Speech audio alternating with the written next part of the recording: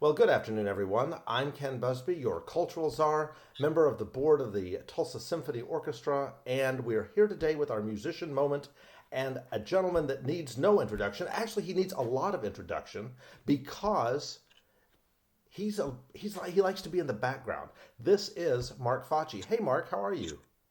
Hey Ken, how you doing? I'm good, man. Well, I like to describe you as a Twix bar, in that you are two treats in one. You're an executive musician, so you're on the administrative side of the Tulsa Symphony, as well as our music librarian, and then you're, of course, you're also your role that people know you best is as principal bass for the Tulsa Symphony. That's right, Ken. It's my public face is as principal bass of the Tulsa of the orchestra, and you're right. I do live more in the background because being the music librarian is usually something that people don't see, but plays such an integral part of the orchestra because it's my responsibility to coordinate all of the music and all of what the string players do so that it all looks like it's working together smoothly. And it's surprising how easy it is to notice when that is not happening and how you don't notice it at all when it does happen. So Yes, I follow that. yeah. So, it takes a lot of detailed work, and I kind of enjoy doing that. I know you have. You and I have known each other for a long, long time, and you really it is what you do and what you are very, very good at. You've described it a little bit, but so for our listeners and our TSO family, what all do you do as a music librarian? Well, it often starts with a conversation with the conductor. Once the conductor and or, in our case, the artistic committee choose a work to be performed on a concert, it's my responsibility to make sure that I procure the music for that. That involves researching what published editions of a work might be out there, making a choice, usually in conjunction with the conductor about that, because different conductors like different editions. It's easier to start with a given edition because the way it is marked by the publisher in the print form has phrasings and articulations already in it. Okay. And you don't have to find versus working with a different edition that he would like. Okay. Okay. And then you go across, you go through a process of, like for the string players, giving the parts to the string principal, starting with the concert master and working your way through the five string principals, the concert master, the second violin, the principal viola, principal cello, and myself, the principal bass player. Right. And we mark bowings and articulations that we feel would help in the interpretation. Okay. If there are, cuts in the parts where there's a section of the music that we don't want to play, I usually mark that in advance so that people are not taking extra time to practice that stuff.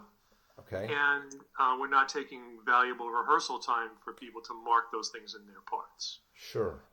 And I have to keep the inventory updated on it. And like I said, if all that goes seamlessly, you don't really notice it, and the performance comes off as a success. If there are problems, it usually interrupts the flow of a rehearsal, and that's the last thing you want because rehearsal time is valuable, Sure. both artistically and if you really think about it financially. You don't want your quote-unquote employees sitting around doing nothing while you fix a problem. Right. Makes sense. And that's something that, thankfully, I've not had a lot of problem with. We do well with that, and It sure this seems helps like all it. the rehearsal and the concerts come off as well as they do. Well, they've come off brilliantly, in my opinion, for all the years that I've seen your work behind the scenes. So this is probably not a fair question because I'm sure every concert is different, but the amount of time you spend. What's an average amount of hours would you say just to do your role as librarian, getting ready for a single concert? Well, gosh, that is very based upon the repertoire that you're playing. Sure. Some pieces don't require as much attention to additional markings in the parts, and so those will go faster. But between, our orchestra has a lot of players who travel or live, travel meaning they may come from the general region, Oklahoma City or Dallas, or even just from Owasso or south of Tulsa, where it's difficult for them to get to the office to pick up music in advance. So they may receive a scan. So between scanning, marking parts, acquisition, and all the stuff like that, it can be easily 20 to 30 hours on a simpler concert, 40 or more hours on a big work like a Mahler symphony or something. Sure. Wow. See, I'm sure. I know I didn't. I'm sure the audience has no idea what it takes to do that. So yeah, this is great. You think of a violin part sometimes on those Mahler symphonies. It's often between 30 and 40 pages of music. And when you've got 8 or 9 violin parts that you have to put all the markings in, you begin to understand when you start multiplying a lot of time. Wow. And those are the more complex ones like that. So how did you how did you come to the role of music librarian? When I was a student, I was offered a scholarship opportunity at a summer music festival that I was attending to do some work in the library. And I was like, sure, I think I can handle that. Yeah. And the gentleman I worked with, which was in the Chautauqua Institute, he was just a really, really kind soul and was very easy to work with. And he was there for a very long time, so he was quite good at what he did. And he just introduced it to me. And then along the way, I had different opportunities. When I did my master's degree, I actually worked in the academic music library, doing cataloging and other support activities there. And so I got that background in how to manage the music collection. I got the experience in how to prepare parts and manage them in rehearsal through my scholarship opportunities. Right. And then when I was here in Tulsa, after a few years, the librarian had left the orchestra, and the opportunity came, and the position was offered to me, and I accepted it, and that was in 1995 with the Tulsa Philharmonic. Right. And I've been a regular librarian since 1995 in one shape, form, or another. Golly, we're celebrating your silver anniversary this year. Oh, how about that? I hadn't even thought about that. Silver, now that would make it, I guess that would be 25 years. 25 years, dude. Congratulations. Congratulations. That's awesome. I guess we should talk about your other role, that is as a principal bass. How did you pick that instrument? Oh, you're tall, so did that have anything to do with it? No, I don't think it did, actually. It's a little bit of a funny story. I was much like a lot of young people in the era of the 60s and the 70s. And my friends and I had decided that we would start a rock and roll band. And, we did that, and I was playing electric. I chose to play electric bass. We just kind of all chose an instrument. Huh. I played for a couple of years in electric. I went to the local music store and took lessons and everything, so I learned how to read on the instrument and got a little more comfortable with the instrument as a whole. And then my last year in high school, I enrolled in the choir and theory class. I was just curious and to keep on learning. And of course, my theory teacher said to me, he goes, "Well, do you play the string bass?" And I said, "No, I don't." He goes, "Would you be interested in playing string bass?" And I said, "Sure, why not?" And he said, "Good, go meet the orchestra teacher. He's over there in the office. Go talk to him for a little bit."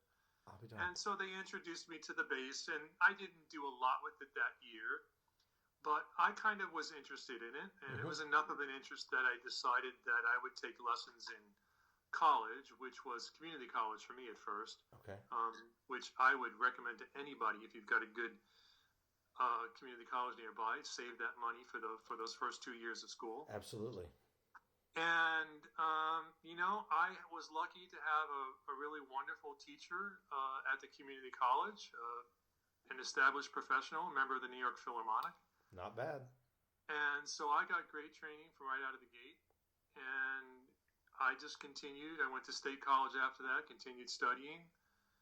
And then music festivals and graduate school and, doing the work, and have been blessed and lucky enough to be able to have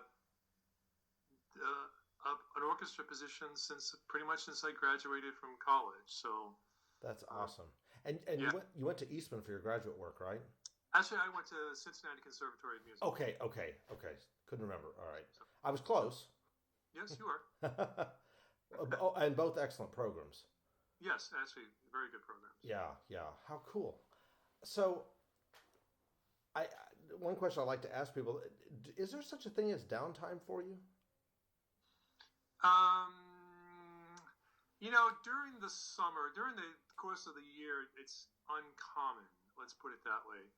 Having the dual roles with the orchestra. That's what I was thinking, yeah. Does require a fair amount of time. There are many weeks that especially during rehearsal weeks, where I'm working more than just the 40 hours that one might kind of calculate as time. Sure. I'll be in the office most of the day and then be rehearsing at night. Mm-hmm. During non-performance or non-rehearsal weeks, there's a little more time, but then, that's your chance to catch up with everything else that you didn't have time to do when you were in those busy weeks. Right. And so, no, there's not a lot. The time I get more is during the summer, our symphony doesn't perform during the summer. Mm-hmm. And I played a music festival called the Eastern Music Festival in North Carolina. Right. And that's mostly the month of July. Okay. So during the time of mid-June and early August, I tend to take a little downtime there, and my schedule is much freer. Although in the June I am doing preparation work for the music festival, because like my job with the symphony, I am also a bass player and a librarian there as well, as well as teaching students. So I would say you are really dedicated, my friend. Well, it's about frankly earning a living. So right. But people recognize that I'm pretty good at what I do. Yes. And so they were. Like I said, I'm blessed to be offered those positions. Well, that's true too. It's also given me some great opportunities along the way, because over the years I've developed a personal relationship with the music director at the music festival, Gerard Schwartz, and he has provided me with some great opportunities as a librarian and as a bass player to do a few little chamber orchestra concerts that he does here and there. Mm-hmm. So it's taken me and it's worked to my benefit in many different levels. That's awesome. So, Marc Facci, thank you so much for being with us today and for sharing some time with us so that we learn a little bit more about the many roles that you play in our Tulsa Symphony and let our musician family know more about who you are. Also, I know you're going to play something for us today. What are we going to get to hear? Well, first, thanks, Ken, for giving me the opportunity to talk and visit with you. I appreciate that. Absolutely. I'm going to play the Bourrée 1 and 2 from the Third Cello Suite of Bach. Works that translate fairly well to the bass, and are yet still challenging. Mm-hmm. And I hope to be successful in playing that for you. Well, I think you will, and I think we will really enjoy it. So I'll invite our audience to sit back and relax, and we'll listen to that great performance. Again, thanks for your time. I look forward to seeing you again in person very, very soon. I look forward to seeing you as well, Ken. All right, take care